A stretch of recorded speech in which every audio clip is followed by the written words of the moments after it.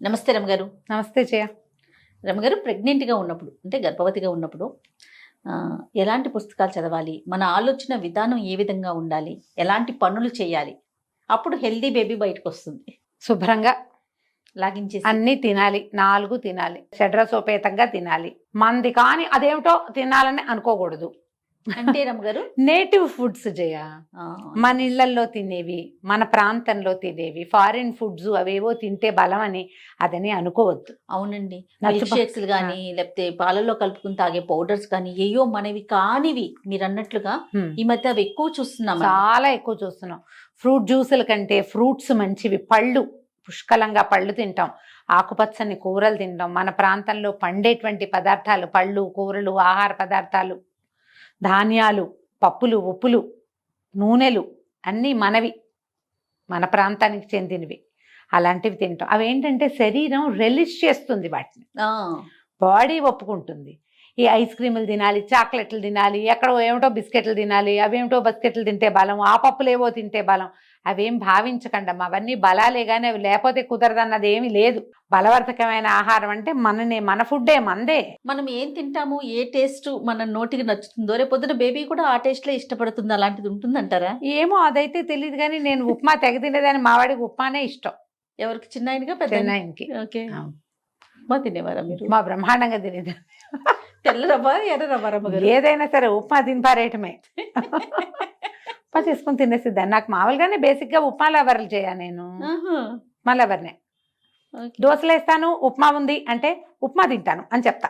ఓహ్! మా బుడ్డదానికి కూడా ఉప్మా ఇష్టం రమ్మగారు. అవునా? చాలా మంది పిల్లలు అసలు జనరల్‌గా తినరు కదా! ఉప్మా అనగానే ఏవో సూపర్ అంటది. అదే రాగి తింటాం. ఒక్కొక్కళ్ళు ఒక్కో రకం. అదే. అంటే అందులో ఏదో బలవర్ధకం ఉందని కాదు, ఆ రుచి, అది ఇష్టం. జనరల్‌గా అన్ని టిఫిన్‌లో నచ్చనిది ఏదన్నా ఉందంటే చాలా మంది ఉప్మాకు ఓటేస్తారు కదా! ఎందుకంటే ఆ ఉప్మాని సరిగ్గా ఏమిటో చెప్పమాగా చేస్తారు. ఓహో! సరిగ్గా చేస్తే ఉప్మా అంత సూపర్ ఇంకోటి ఉండదు అసలు. రామగారు, మనం కిచెన్‌లో ఉప్మా చేసేద్దాం. బోల్డ్ ఉప్మాలు చేశాను జయ నేను.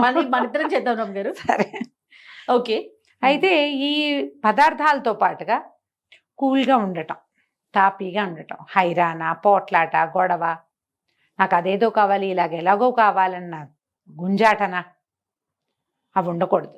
ఈ ప్రెగ్నెన్సీ పట్ల భయం, ఎలా పురుడొస్తుందో, ఎలా అవుతుందో, ఎవరి ఫస్ట్ పోలికొస్తుందో, డెలివరీ అయితే ఇక అంతే సంగతి. ఆ భయం భయం భయం, అన్నిటికీ భయం, అమ్మో అమ్మో అమ్మో అని భయపడ్డం, ఇవి ఉండకూడదు. పని పాట లేకుండా కూర్చోకూడదు. ఇప్పుడు ఏదో బెడ్ రెస్ట్ అవి తప్పనిసరి అనుకోవచ్చు, ఇప్పుడు వస్తున్నాయి అలాంటివి. అవునవును. ఇక తప్పనిసరి అయితే సరే, రెస్ట్లో కూడా మీరు మంచి మాటలు వినొచ్చు, మంచివి చదువుకోవచ్చు, కూర్చుని చేయగలిగే పనులన్నీ చేసుకోవచ్చు. పుష్కలంగా పనిచేయండి, శుభ్రంగా తినండి, మంచి ఆలోచనలు చేయండి. పగ తీర్చుకునే ఆలోచనలు, కసిదీరా మాట్లాడాలు, కచ్చగా బిహేవ్ చేయటాలు అవి చేయొద్దు. అవన్నీ కూడా ప్రతికూల ప్రభావాన్ని చూపిస్తాయి బేబీ మీద. ఇప్పుడు చూపించద్దు అంటే ఇది ఒకటే కాదు, ఒక కడుపుతో ఉన్న చిన్నపిల్లకే కాదు, భర్త, అమ్మ నాన్న, అత్త మామ కూడా సహకరించాలమ్మా దీనికి. వాళ్ళు బడి కాల్చుకు తింటూ ఉంటే ఈ పిల్ల ఏం చేస్తుంది? కడుపుతో ఉన్న పిల్ల, దానికి ప్రతికూల భావాలే వస్తాయి. అంతే కదా. నెల తప్పిన దగ్గర నుంచి మేమైతే ఇలా కాదు, మాకైతే అలా కాదు, మా రోజులో ఇది కాదని వెధవ కబుర్లు చెప్పకండి. ఎవరికైనా అదే కడుపు, అదే నొప్పి, అదే బరువు. కాకపోతే ఎవరి అనుభవం వాళ్ళది. ఒక్కోళ్ళు తేలిగ్గా ఉంటారు, ఒక్కోళ్ళు ఉండరు. మాకు అసలు మార్నింగ్ సిక్నెస్సే లేదు జయ, వాంతులు లేవు. ఒక్కొక్కళ్ళని చూస్తాం పూర్తి కన్సీవ్ అయిన దగ్గర నుంచి కనేదాకా పాపం వామిటింగ్సే. వాళ్ళు ఏమి సంతోషంగా, ఏమి హాయిగా ఉంటారు, వాళ్ళని సపోర్ట్ చేయాలి కదా కదా. పొడిలాడుతూ ఉండి ఏ బాధ లేకుండా అన్ని పనులు చేసి, బండ్లు వేసుకుని తిరిగేసి, పైకి కిందకి ఎక్కేసి, ఇళ్లలో ఫంక్షన్లు ఉంటే ఆ పనులు కూడా చేసేసి, అన్ని పనులు చేసుకోగలిగే వాళ్ళు ఉన్నట్టే, ఏమీ చేసుకోలేక, ఏం తిన్నా కక్కేసుకుంటూ, కూర్చోలేక నుంచోలేక బాధపడే వాళ్ళు ఉంటారు. వాళ్ళ స్థితిని అర్థం చేసుకోవాలి వాళ్ళతో ఉన్న సమాజం. ఇప్పుడు వీళ్ళు ఒకళ్ళే కాదు కదా. ఇప్పుడు నీకు చెప్తాను ఏదో మాట, నువ్వు ఒకదానివే చేస్తానంటే ఎట్లా? మొగుడు లేడా? ఇంకా పిల్ల జల్ల పైన ఉన్న పిల్లలు ఉండొచ్చు, అత్త మామ ఉంటారు, వాళ్ళంతా సపోర్ట్ చేయాలి కదా. అంతేగా. ఏ ప్రెగ్నెన్సీకి ఆ ప్రెగ్నెన్సీయే సపోర్ట్ చేయాలి సమాజం. ఈ కడుపుతో ఉన్న పిల్లలు సాధ్యమైనంత ప్రశాంతంగా ఉండటం, ఏదైనా మంచి మాటలు, పాటలు వినడం, పుస్తకాలు, చక్కటి పుస్తకాలు చదువుకోవటం, ఏదైనా కృష్ణగాథలు, రామగాథలు లాంటివి మనకు తెలిసిన పుస్తకాలు అంతేనా? అంతే. రామాయణం, భాగవతం, లాంటివి చదువుకోవటం. ఎక్కడో ఏదో భాషలో ఏవో చదువుకోవాలని అనుకోకండి. ప్రధానంగా ఏమవుతుందంటే జయ, ఇప్పుడు చెప్తాను, ఈ మాట చెప్పాలనిపిస్తూ ఉంటుంది. మనము ఈ సోషల్ మీడియా ఫాలో అవుతారు బాగా. ఆ అమ్మాయి ఎవరో మై ప్రెగ్నెన్సీ వీడియోస్ అని ఒక కుప్పలు తెప్పలుగా వీడియోలు. ఇవాళ నేను తిన్నా, నేను నుంచున్నా, నేను పడుకున్నా, నాకు అలా ఉంది, నాకు ఇలా ఉంది, బేబీ కిక్ చేస్తే మా ఆయన పరిగెత్తుకొచ్చాడు, మా ఆయన ఆనందించాడు, మా అత్తగారు సంతోషించింది, ఏవో చెప్తారు. అదంతా సినిమా. నిజమో అవునో కాదో వాళ్ళు చూపిస్తారు, మనం చూడం. ఇక్కడ వీళ్ళు మా ఆయన నా బేబీ కిక్ చేయగానే అతను పరిగెత్తుకు రాలేదు, అత్తగారు ఆనందించలేదు అని ఏడుస్తారు. ఊహించుకుంటారు. అలా అవలేదు, అలా లేదు. సినిమాల్లో 5 వరకు ఉడికే సినిమాల్లో ఉండేవి. ఇప్పుడు ఇన్స్టా రీల్స్ వచ్చాక క్షణక్షణం నా ప్రెగ్నెన్సీ అంటాం. ఇక ఆ ప్రెగ్నెన్సీ అంతా రోడ్డు మీదే ప్రపంచంతో పంచుకోండమ్మా, మీ ఇష్టం, మేము కాదని ఎందుకు వెళ్ళలేదు. దాన్ని చూసి మనం అలా లేమని మీరు ఫీల్ అవ్వకూడదు. ఇదొకటి ప్రధానంగా ఉండకూడదు. తర్వాత నేను అది తిన్నా, ఇది తిన్నా, అది మంచిది, ఇది మంచిది, అదేదో చేసా, ఇదేదో చేసా. నో. మీ ఇంట్లో ఏం చేస్తారో, మీ డాక్టర్ ఏం చెప్పిందో, నువ్వు ఏ సమాజంలో ఉన్నావో దాన్ని హాయిగా ఫాలో అవ్వు.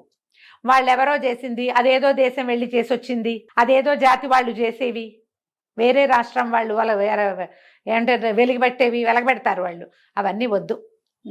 మనం ఏం చేస్తామో అది చెయ్యండి, మీరు హాయిగా ఉంటారు. అలా ఎలాగో చేయలేకపోతున్నామని దిగులు పడద్దు. ప్రధానమైనది ప్రెగ్నెంట్ లేడీస్కి ఉండకూడదు దిగులు. మీరు అలా గ్లూమీగా, క్లమ్జీగా ఏం చేస్తున్నామో తెలియకుండా, సార్టెడ్గా లేకుండా దిగులు పడుతూ ఉంటే లోపల పిల్లలకు కూడా అలాగే ఉంటుంది. వాళ్ళకి మీ సంతోషం, మీ నవ్వు అవన్నీ బలాన్ని ఇస్తాయి లోపల పిల్లలకి. హాయిగా ఉండండి. మీ హాయే వాళ్ళకి హాయి. మీరెంత ఉత్సాహంగా ఉంటే పిల్లలు అంత ఉత్సాహంగా ఉంటారు. జనరల్గా ప్రతి వాళ్ళు తమ ప్రెగ్నెన్సీలో ఏం చేసామో గుర్తు చేసుకుంటారు. పాత రోజుల్లో అయితే ఏముంది, ఇళ్లలో పనులు చేసుకునేవాళ్ళు, పొలం పనులు చేసేవాళ్ళు, బరువులు ఎత్తేవాళ్ళు, పై పిల్లలు ఎడపిల్లలు ఉంటే వాళ్ళకి నీళ్ళు పోసుకోవటం, అన్నాలు పెట్టుకోవటం, వంట చేసుకోవటం, కనేదాకా వండుకోవటం. మీరు పాత కథలు చదివితే కనపడుతుంది. కనేదాకా వంట చేయటం, అన్ని పనులు చేసుకోవటం. ఇదే పనిగా తింటూ నడుస్తూ మాత్రమే ఉండటం కాదు. అన్నం తిన్నాక కాసేపు నడవాలి, ఏ పని చేయకుండా ఉండాలి. ఏ పని చెయ్యరు. ఇప్పుడు మనకి ఏం ప్రాబ్లం వస్తుందో తెలుసా? ఏం చేయకుండా చక్కగా నొక్క పోషిస్తే ఘనంగానే ఎంత పనెమ్మా చంటి పిల్లలతోటి. నిద్ర గాయాలి, కూర్చుని ఉండాలి, కూర్చుని పాలివ్వాలి, పిల్లని అన్ని రకాల పోషణలు చెయ్యాలి. ఎట్లా చేయగలుగుతారు అలవాట్లేంది? రోజువారీ పని చేసుకుంటూ ఉంటే సులువుగా పురుడు వచ్చేస్తుంది. రోజువారీ పని అలవాటు ఉంది, 2-3 రోజులు రెస్ట్ తీసుకుని 4వ రోజు నుంచి పిల్లల పక్క బట్టలు మడత పెట్టుకోవటం, పిల్లలకి చొగా నూనె రాసుకోవటం, పిల్లల పక్క బట్టలు మార్చటం, మన పక్క సరి చేసుకోవటం, అవైనా చేసుకోవాలిగా. 10-12 రోజులు తిరిగేసరికి మెల్లిగా కాస్త వంటింట్లోకి వెళ్ళి ఏమైనా పాలు నీళ్లు మనం కలుపుకోవటం, అవసరమైతే పిల్లలకి ఏమైనా చూసుకోవటం చెయ్యొద్దు. మరి ఇది ఎట్లా చేస్తాము? ఈ ముందు ఎట్మోస్ట్ కేర్ ఇచ్చేస్తారు. ఇంకొంతమందితో ఇది ఒక సమస్య. ఈ కేర్ ఈ పిల్లలు పుట్టాక చంటి పిల్లల్ని చూస్తున్నారు, నన్ను చూడలేదని ఏడ్చేవాళ్ళు వచ్చారు ఇప్పుడు. పోస్ట్ పార్టం నాకు కేర్ లభించట్లేదు అని. అతి కేరు ఎక్స్పెక్ట్ చేయొద్దు, ఇవ్వద్దు. ఈ 2 పెట్టుకోండి. కేర్ ఇవ్వాలి, అతి కాదు. వాళ్ళ పొట్టని మనమే మోసేలాగా చేయకూడదు. హాయిగా మంచి కబుర్లు వినండి, ఫ్రెండ్స్తో చుట్టాలతో చక్కగా మంచి మాట్లాడుకోండి. ఏదైనా ఒక గ్యాదరింగ్ ఉంటే వెళ్ళి అక్కడ కూర్చోండి, హ్యాపీగా కబుర్లు కాకరకాయలు చేయొచ్చు. గాసిపింగ్లు అవి చేయబోకండి. ఇక్కడ మాటలు అక్కడ అందించడం అలాంటివి చేయొద్దు. అది చేయకుండా ఉంటే ప్రెగ్నెన్సీ హాయిగా వెళ్ళిపోతుంది. మంచి మాటలు, ఏవో చిన్నవి పన్నవి ఇంట్లో చిన్న చిన్న తగాదాలు ఏవో వస్తాయి, పెద్దవి కత్తి కటారు పట్టుకునేంత దాకా పోవద్దు దానికి. చాలామంది ఏంటంటే సీమంతాలకి వాటి కోసం కూడా తగాదాలు పడి, నేను అరేంజ్ చేసుకోవాలి, నేను అలా పెట్టుకోవాలి, ఏదో ఫోటోల కోసం.